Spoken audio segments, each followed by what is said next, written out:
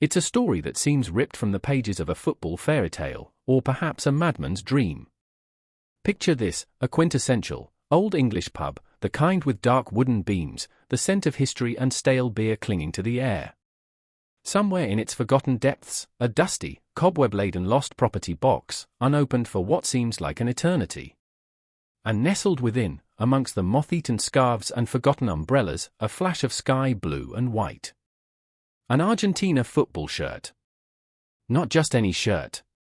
This, almost unbelievably, appears to be the shirt, the sacred relic worn by Diego Armando Maradona on that infamous, glorious day in Mexico City, June 22, 1986. The day he transcended sport, scoring both the Hand of God goal and the goal of the century against England, etching his name into eternal legend. Found, after nearly 4 decades, not in a high-security vault or a billionaire's private collection, but in the lost and found of a humble English boozer. And if that isn't mind-boggling enough, this legendary garment, it turns out, has been harboring a secret, a tiny, almost invisible message, seemingly penned by Diego himself, a final, cryptic word to England. The sheer improbability of it all is enough to make your head spin. The Hand of God shirt, the one swapped with England's Steve Hodge after that tumultuous quarter-final, the very fabric that witnessed footballing divinity and diabolical cunning in equal measure, was famously auctioned in 2022 for a world record £7.1 million. So, how could this be it? Was the auctioned shirt a fake? Or is this discovery an elaborate hoax? Or, and this is where the story takes a truly amazing turn, did Maradona, in his chaotic, brilliant, unpredictable way, have more than one significant shirt linked to that game, one that slipped through the cracks of history, only to reappear now, like a ghost from football's most iconic past? The pub landlord, a man named Arthur Diggins, a stoic, bewildered gentleman in his late 60s who unearthed the box during a cellar clear-out, initially thought it was just an old replica, perhaps left behind by a nostalgic Argentinian tourist years ago. It was only when a local sports memorabilia enthusiast, a regular at the pub, caught a glimpse of it, his eyes widening in stunned recognition at certain unique stitching patterns and the faded, almost ethereal quality of the fabric, that the electrifying possibility began to dawn. This wasn't just any old shirt. This had the aura, the almost tangible presence, of history. The quest for authenticity began immediately, a frantic, hushed scramble involving textile experts, football historians, and forensic analysts. Photo matching against the grainy images from 1986 was painstaking. Comparisons were made to the known details of the Hodge shirt. Was it from the same batch provided to the Argentine team? Did it bear the almost invisible scuffs and strains consistent with that legendary match?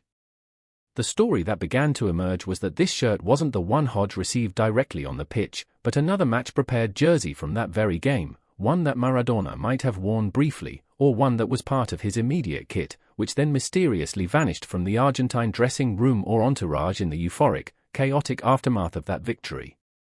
Perhaps it was discreetly liberated by a souvenir hunter, then, in a moment of panic or forgetfulness, abandoned in the most unlikely of places, an English pub, a stone's throw from where old football rivalry simmered. For nearly 40 years, it lay dormant, a sacred artifact masquerading as forgotten laundry. And then came the message. As experts gently steamed and examined the shirt under microscopes, one of them noticed a tiny, almost imperceptible irregularity on the inner lining, just beneath the Argentine crest. It wasn't a stain, nor a manufacturing flaw. It was writing. Faded, spidery handwriting, in Spanish, clearly penned with a ballpoint pen. So small, so discreet, it was clearly intended to be hidden, a private thought, a secret sentiment. The world held its breath. What would Maradona, the man who tormented England on the pitch, the man whose name was inextricably linked with both genius and controversy in that nation, have to say in a secret message, presumably written in the heat of that historic period? Was it a final taunt?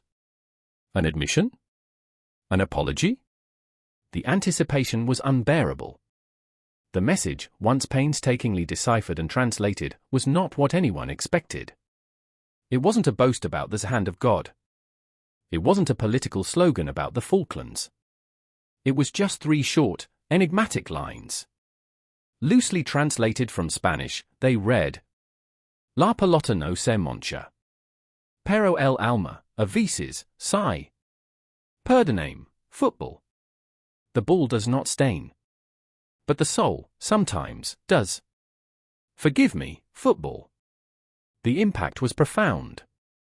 La pelota no se mancha, the ball does not stain, was a famous phrase Maradona would utter much later in his career, during his testimonial match, a defiant cry that football itself remains pure regardless of the controversies surrounding it. But here it was, decades earlier, in a hidden, private context, coupled with a startling admission, but the soul, sometimes, does. Forgive me, football. This wasn't the arrogant, unrepentant Maradona often portrayed, especially in England. This hinted at a moment of profound, almost tortured introspection. A confession, not to the English, perhaps, but to the game itself, to the beautiful sport he loved, played, and sometimes, by his own admission here, stained. Was he referring to this hand of God? To the immense pressure, the nationalistic fervor, the win-at-all-costs mentality that defined that era, that game? The message was a bombshell, recasting the narrative of that fateful day, offering a glimpse into the complex, conflicted soul of a genius. The twist, the beautiful, poignant twist, was that this message, found in an English pub, wasn't directly to England, but its discovery by England, and the world, felt like Maradona'S most intimate, posthumous communication with a nation that had defined so much of his myth. It didn't excuse the handball, it didn't erase the controversy, but it humanized the perpetrator in an entirely unexpected way. It suggested a burden, a flicker of remorse, or at least an acknowledgement of the moral ambiguity that he rarely, if ever, showed publicly with such vulnerability. The climax of this discovery wasn't just the authentication of an incredibly valuable shirt, but the unlocking of a new layer to Maradona'S legend. Suddenly, the debate wasn't just about cheating versus genius, it was about the internal struggles of a man carrying the hopes of a nation, a man capable of divine inspiration and human fallibility, all in the same 90 minutes.